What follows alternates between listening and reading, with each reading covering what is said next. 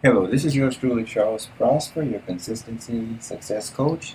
It's been a while since I've done a presentation, and today was really unusual because I was fixing breakfast, and a friend of mine um, who contacted me, we began talking about a new love interest that I met. And I told him that she sent me some very nice photos where she was blowing kisses at me and things like this. And he says, well, you need to talk to her really close because the photos that you sent me appear to be staged. And I thought about that a minute and I said, what difference does it make that the photos she sent to me were staged, or even that she may have taken them a year ago and maybe had even sent them to someone else? But it's my turn now because if you really think about it, in this whole thing of love and romance, the more romantic you become, the more out of touch with reality you become. Now, this may sound a little bit like I'm being misogynist in this because I'm going to bash to some degree romantic love, but romantic love to its extreme becomes neurotic love. The more romantic you become, the more out of touch with reality you become.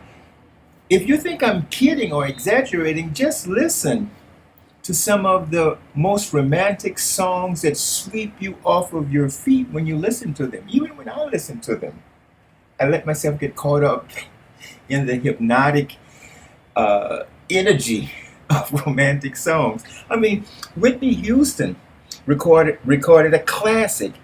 I will always love you. Excuse me, my tone is not as good as Whitney's, but I will always love you. How many times have you heard this in the course of your life experience if you have lived long enough to go through as many relationships as I have? I'm 77 now. And you have heard this so many times. I'll always love you. I want to spend the rest of my life with you. You will be the only one ever for me. You're the only one for me. How many times have you heard this romantic stuff? You are so out of touch with reality if you buy into this.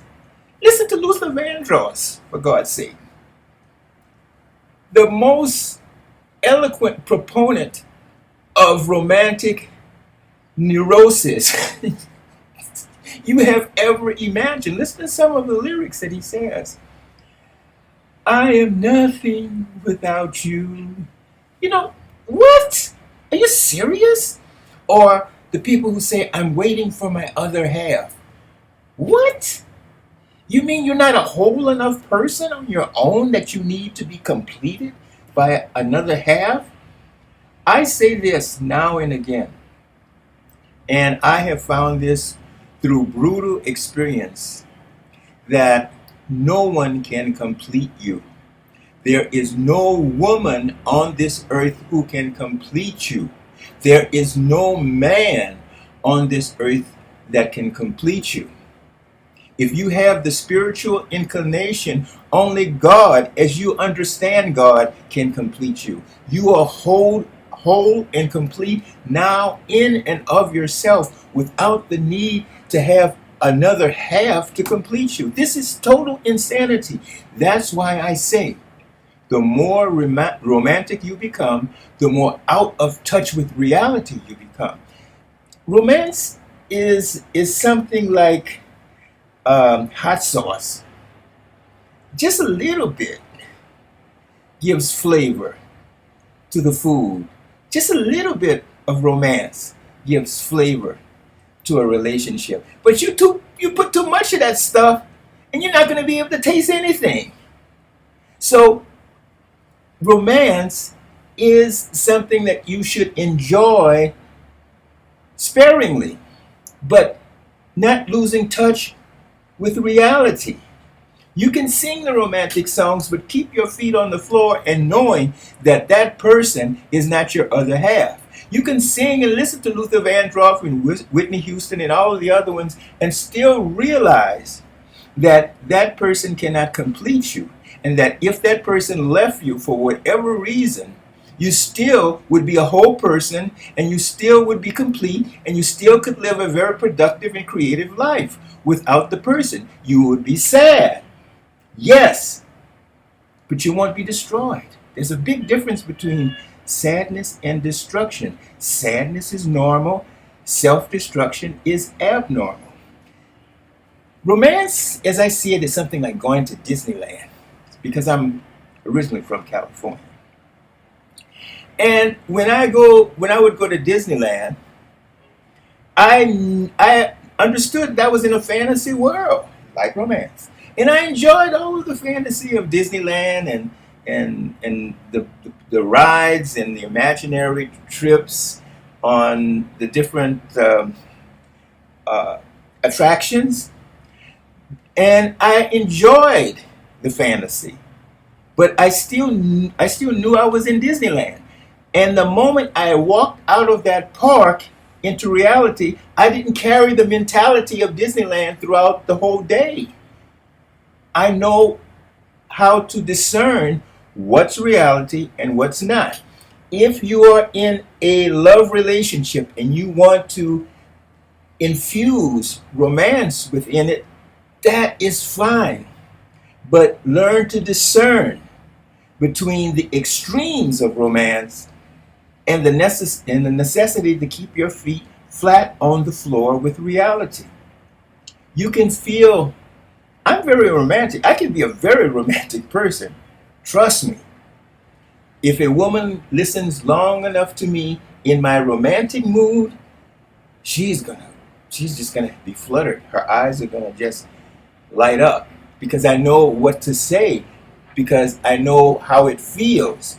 But I am not disconnected from reality, even though I am enjoying the Disneyland experience of the romantic relationship whenever it happens. You have to learn how to discern and detach whenever necessary.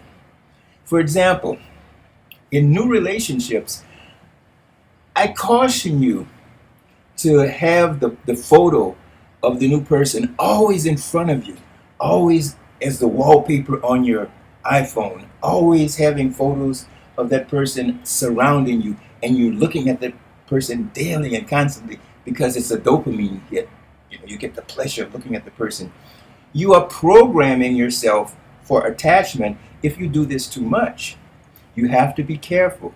You have to know how to detach while enjoying the romance. It's very, very tricky. But you have to realize that the secret to happiness is the choice of putting yourself first. Let me repeat that. The secret to happiness is the choice of putting yourself first. So you cannot adore anyone or put anyone on a pedestal, because you are doomed to emotional attachment and romantic self-destruction. So it's a balancing act, and I understand it's difficult for most people. So where am I taking all of this? I'm taking all of this to say that romance is basically a fantasy. Romance is basically a disconnect from reality. Romance is to be enjoyed, but not to be believed. Okay, I'll leave you with that. This is yours truly, Charles Prosper, wishing you, as always, to remain consistent and to be successful.